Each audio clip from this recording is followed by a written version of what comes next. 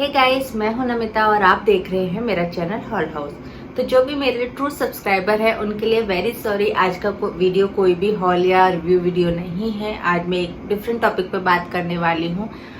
Recently मैंने YouTube पे कुछ वीडियोस देखे। एक इंडियन यूट्यूबर हैं, उनके ऊपर उनकी प्रेगनेंसी के ऊपर कुछ वीडियोस थे, मैंने वो देखे। एंड रैंडमली सर्च करते करते मैं एक और डिफरेंट सिनेरियो में पहुंच गई जहां पे कुछ लोगों का कहना था कि उनकी प्रेगनेंसी झूठी है। जी हाँ, हम बात करने हैं यूट्यूबर प्रियंका के बारे में। जी, तो अगर आप भी यूट्यूब पे प्रियंका यूट्यूबर डाल के अगर सर्च करेंगे तो आई होप आपको भी उससे रिलेटेड उनके वीडियो मिल जाएंगे। एंड उनका जो बेबी का डेथ हुआ उससे रिलेटेड वीडियो है। वो प्रेग्नेंट थी एंड 6 मंथ्स में उनको बेबी का डेथ हो गया। शायद कुछ प्लेसेंटा बड़ा था, ऐसे करके कोई बहुत इश्यू था। तो आजकल इंडिया में बहुत कॉमन है कि लोग रोस्टिंग वीडियो बनाने लगते हैं। तो उसी तरीके से प्रियंका के वीडियो के लिए भी कुछ बहुत सारी फीमेल्स एंड अलग अलग लोगों ने उसके ऊपर रोस्टिंग वीडियो बनाए। लोगों का क्लेम था कि वो जो अपनी प्रेगनेंसी शो कर रही है वो फेक थी। आई डोंट नो उनकी प्रेगनेंसी फेक थी या उनकी प्रेगनेंसी ट्रू थी, मुझे नहीं पता। एंड फर्स्ट ऑफ ऑल मैं आपको क्लियर कर दूं कि मैं कोई डॉक्टर नहीं हूं। मैं आज जो भी आपके साथ डिस्कस कर रही हूँ मेरे अपने पर्सनल रिव्यूज़ हैं। हाँ, मैं मेडिकल सेक्टर में काम करती हूँ तो थोड़ा बहुत मैं अवेयर हूँ। मेरे कुछ फ्रेंड्स हैं जो डॉक्टर हैं, मैं उनसे डिस्कस कर सकती हूँ बेसिक चीज़ें। और बहुत कॉमन जो आजकल हर कोई करता होता है, मैंने भी बहुत सारी चीज़ें गूगल पे पढ़ी हैं और बहुत सारी चीज़ें यूट्यूब पे देखी हैं। तो मैं वही आपको बता रही हूँ कि बेसिकली क्या है। मैं नहीं बोलूँगी कि वो फेक था, वो ट्रू था, क्योंकि एज यूजुअल मैं उनकी फॉलोअर नहीं हूँ। मैं उसको नहीं देखती हूँ रैंडमली कि उसकी लाइफ में क्या चलता है, वो क्या दिखाती है क्या नहीं दिखाती है।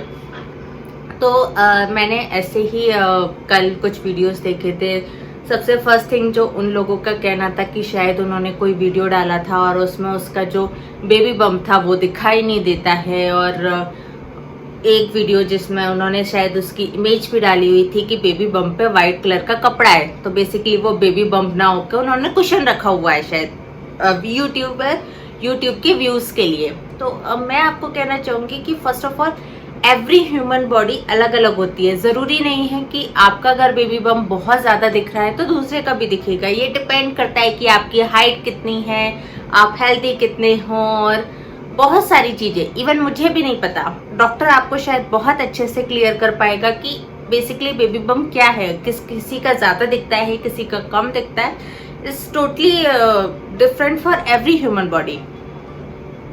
तो और सेकेंडली मुझे लगता है कि जरूरी नहीं हम इंडियन कल्चर में कि हम लोग अपना न्यूड बेबी बम्प सबको दिखाते रहे। हो सकता है उसने अंदर कुछ व्हाइट कलर का कुर्ता सॉर्ट ऑफ कुछ पहना हो, या वो उसको हाइड करके रखती हो ठंडा रखने के लिए, या व्हाटएवर उसके अपने पर्सनल रीजंस हो सकते हैं। हम बहुत बार ऐसा होता है कि हम अपने रूटीन क्लोथ के अंदर भी एक क्लोथ पहनते होते हैं ताकि बॉडी ढकी रहे।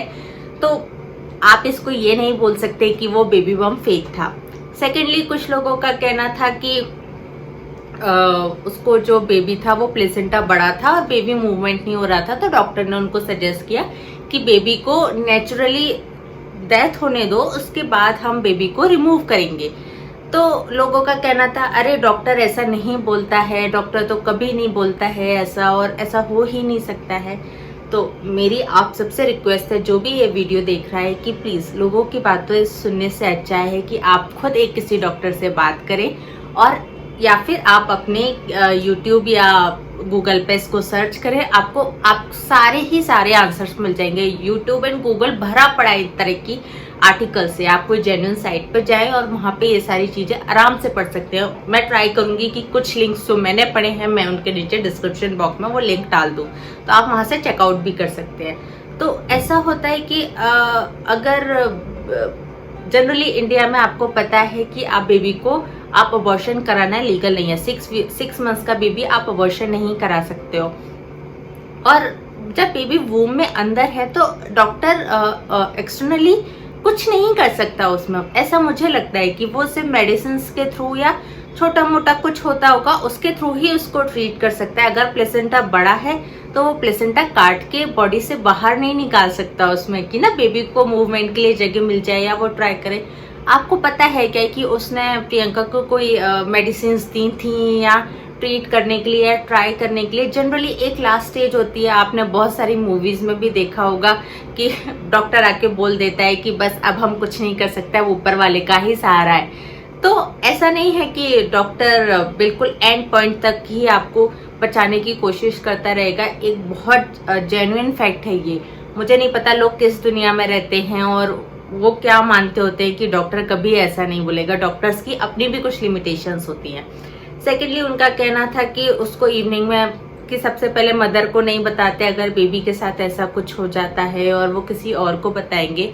पर फ्रेंकली आज मेडिकल साइंस इतना ग्रोन अप हो चुका है कि अब अगर एक तरफ आप बात करते हैं कि मैं इंडिपेंडेंट वुमन हूँ और मैं अपने डिसीजन और अपने सब कुछ खुद से कैरी कर सकती हूँ, तो अब वो दिन चले गए कि जब डॉक्टर फीमेल या मदर को कुछ नहीं बताते थे। हाँ, आप बिल्कुल ही इस कंडीशन में नहीं हो कि आपको कुछ बताया जा सके, आप या मेंटली या फिजिकली इतने ज्यादा वीक हो, तो हो सकता है वो आपके हस्बैंड को या आपके किसी अदर फैमिली मेंबर को बताए। बट ये कम्प्लीटली जेन्युइन है कि वो आपको भी बहुत आराम से बता सकते हैं कि क्या प्रॉब्लम है। नेक्स्ट थिंग उसमें था कि शायद शाम को उसने अराउंड 5:30 पता चला कि बेबी मूवमेंट नहीं हो रहा है, बेबी की हार्ट बीट नहीं है, और उनको स्कैन से पता चल गया। फिर भी डॉक्टर ने रीचेक किया। तो ये आपकी खुद की बात का ही आंसर है कि डॉक्टर कभी भी ये नहीं बोल रहा होता है कि बेबी जिंदा नहीं है। तो हो सकता है अगर डॉक्टर रीचेक करना चाहता है, और अगर मुझे लगता है अगर वो 4 टाइम भी रीचेक करके कंफर्म हो लेना चाहता है, तो शायद इसमें कोई बुराई नहीं है। स्कैन के बाद भी बहुत बार डॉक्टर्स आपको चेक करते होते हैं। इवन मैं जिस लैब में काम करती हूँ, आपने एक किसी लैब से स्कैन कराया, बहुत सारे डॉक्टरों से रिलाई ना करते हुए अपनी ही लैब में दोबारा स्कैन करा लेते हैं। तो ऐसा नहीं है कि वो पहले वाले स्कैन पे रिलाई नहीं करते या डॉक्टर एक बुरा है कि आप किस बुरे डॉक्टर को दिखा रहे हो। तो ये बेसिकली आप डॉक्टर्स का मजाक उड़ा रहे हो, आपको नहीं ये करना चाहिए। अनदर थिंग उनका था कि 5:30 इवनिंग में पता चल गया, डॉक्टर ने बोला कि आप तो घर जाओ, मॉर्निंग में आना। तो अगर आपने कभी इस बारे में पढ़ा होगा, एंड लोगों का कहना था कि अरे ऐसा नहीं होता, वो तो इमीडिएटली एडमिट कर लेते हैं, बॉडी में जहर फैल जाता है और फलाना ढिमका पता नहीं क्या क्या क्या क्या क्या क्या, कि ये फेक है, कि जनरली डॉक्टर ऐसा नहीं कहता। बट अगर आप इस चीज को गूगल पे पढ़ेंगे तो आपको बहुत क्लियरली मिलेगा कि अप टू 48 आवर्स तक आप डेड बेबी को अपने वूम में कैरी कर सकते हैं। जी हाँ, पर ऐसा नहीं है कि आपको लेट करना ही हमेशा ऑप्शन होता है। अर्लीस्ट जितना पॉसिबल है आप बेबी को निकलवा देना चाहिए। हाँ, ये भी सही है कि जहर फैल जाता है एंड आपको इन्फेक्शन होने के चांसेस हैं, मदर की हेल्थ को भी नेगेटिवली इफेक्ट करता होता है। बट ऐसा नहीं है कि जैसे ही बेबी डेथ हुआ और डॉक्टर इमीडिएटली उसको निकाल देगा। तो ये बेसिकली बहुत कॉमन है कि डॉक्टर्स आपको थोड़ा सा टाइम देते हैं मेंटली एंड फिजिकली प्रिपेयर होने के लिए कि आप बेबी को निकलवा दें। अनदर थिंग, तो मुझे लगता है कि मैंने इसका आंसर आपको कर दिया कि अगर वो मॉर्निंग में आके बेबी को निकलवाती हैं तो ये कम्प्लीटली जस्टिफाई है कि हाँ ऐसा हो सकता है, मेडिकली ये पॉसिबल है। उसके अलावा किसी ने बोला था कि आजकल जो डिलीवरीज होती हैं वो पेनलेस डिलीवरी नहीं होती, लेबर पेन के बिना आप डिलीवरी नहीं करवा सकते अगर आप सी सेक्शन नहीं करवा रहे हैं तो शायद आपको पता नहीं है, मेडिकल साइंस ने इतना ज़्यादा ग्रो हो चुका है कि अब आपको सिर्फ एक इंजेक्शन लगाया जाता है और आप कंप्लीटली पेनलेस डिलीवरी करवा सकते हैं। इससे रिलेटेड भी हजारों वीडियोस हैं जो आप ऑनलाइन पढ़ सकते हैं। इवन अगर आपने देखा होगा कि सिटी आइडिया ट्रेंडिंग की जो छवि मित्तल है वो भी अपने बेबी को नॉर्मल डिलीवरी के थ्रू करवाना चाहती थी और वो पेनलेस डिलीवरी के लिए ट्राई भी करती थी। वो बहुत सारी एक्सरसाइज करती थी एंड मैं वो वर्ड भूल गई हूँ जिसके थ्रू वो अपनी डिलीवरी चाहती थी। तो बेसिकली इसमें होता है कि एक एनेस्थेटिस्ट आके आपको एक इंजेक्शन देता है, कुछ मेडिसिन देता है और आप कंप्लीटली पेनलेस डिलीवरी करवा सकते हैं। तो अब वो टाइम चला गया कि जब वो वुमन लेबर पेन में चिल्लाती रहती थी और उसी के थ्रू बेबी होता था। तो अगर आप किसी अच्छे हॉस्पिटल और किसी अच्छी सिटी में रहते हैं तो ये ऑप्शन भी आपको दिया जाता है। इसके अलावा उनका था कि जो डेड बेबी है वो अपने आप को पुश नहीं कर सकता और नॉर्मल डिलीवरी नहीं हो सकती। तो ये भी गलत है, बिल्कुल गलत है। अगर आप इसके लिए भी पढ़ेंगे तो आपको पता होगा कि बेसिकली बेबी जो अगर हेल्थी बेबी भी है तो उसे पुश करने का मीनिंग नहीं पता। आप उससे ये नहीं बोल सकते कि बच्चे पुश कर और बाहर आ जा। बेबी कभी अपने आप को पुश नहीं कर रहा होता है। बेसिकली आपका सर्विक्स, यूटेरस, आपकी जो बॉडी स्ट्रक्चर है और जो इंटरनली ह्यूमन बॉडी में चेंजेस होते रहते हैं, आपकी बॉडी उस बेबी को नीचे पुश करती है और उसके थ्रू बेबी बाहर आता है।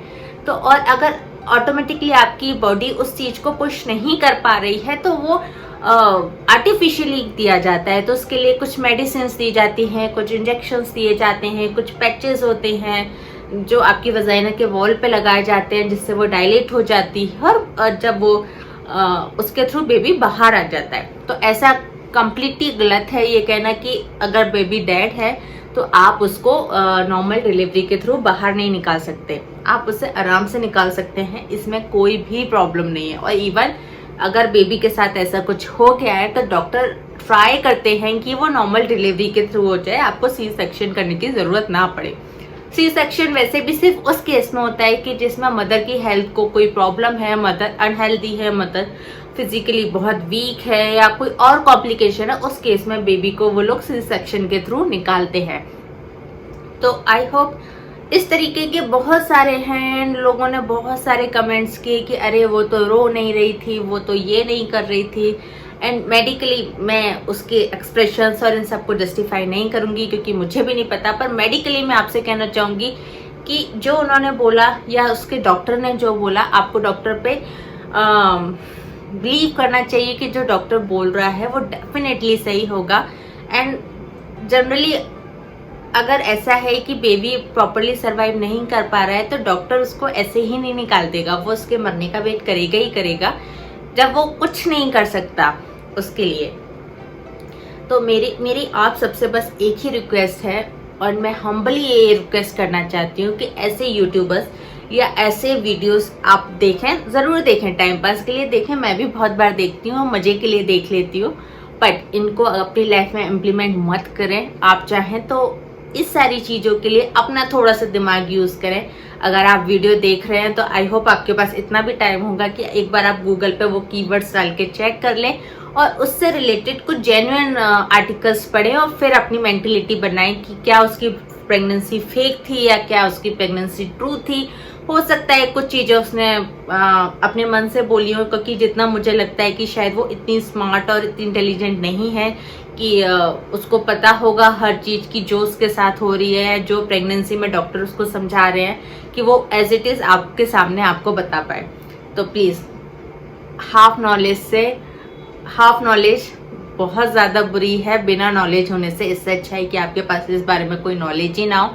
पर प्लीज़ ऐसे यूट्यूबर जो खुद डॉक्टर नहीं हैं और जो बस अपनी 1-2 प्रेगनेंसी और डिलीवरी के बिहाफ पे आपको पूरा दुनिया भर का ज्ञान दे देते हैं और किसी और की लाइफ में क्या हुआ है, उसकी प्रेगनेंसी ट्रू थी, फेक थी, क्या था, क्या नहीं था, डॉक्टर ने क्या बोला, क्या मेडिसिन दी, अपना पूरा एक व्यू आपके सामने रख देते हैं। आप देखें, ज़रूर उनके वीडियोस देखें, पर उन पे यकीन करने से पहले प्लीज़ एक बार यूट्यूब या गूगल पे जाके उस चीज़ के बारे में पढ़ लें थोड़ा सा। अपनी अगर आपका कोई फ्रेंड या आपका कोई नोन या आपकी फैमिली कोई डॉक्टर है, एक बार उससे डिस्कस कर लें। अगर आपको ये चीज़ें इतनी ज़्यादा इफेक्ट कर रही हैं तो आई होप आपको सही क्या है गलत क्या है खुद पता चल जाएगा। आई होप आपको मेरा ये वीडियो पसंद आया होगा और अगर आपको ये वीडियो थोड़ा सा भी इंफॉर्मेटिव लगता है तो प्लीज़ नेक्स्ट टाइम से ऐसे लोगों से थोड़ा सा दूर रहें जो हाफ नॉलेज और गलत नॉलेज आपके साथ शेयर करना चाहते हैं। अगेन मैं आपसे कहना चाहूँगी, मैं भी कोई डॉक्टर नहीं हूँ। मैंने जो आपको बताया वो मैंने खुद यूट्यूब पे और गूगल पे पढ़ा है, मैं वो ही आपके साथ शेयर कर रही हूँ। प्लस मैंने अपने कुछ फ्रेंड्स से पूछा है, मैं उनका जो व्यू था वो मैं आपके साथ शेयर कर रही हूँ। हो सकता है किसी पॉइंट पर मैं भी गलत हूँ, तो आप मुझ पर भी कम्प्लीटली रिलाई करने की जगह आप खुद ऑनलाइन पढ़ें, इसके बारे में खुद अपनी नॉलेज गेन करें, तो आपको क्या सही है क्या गलत है आपको खुद पता चल जाएगा। तो ये था मेरा एक छोटा सा वीडियो। चलिए फिर मिलते हैं next time. Till then stay safe and stay happy. Bye bye.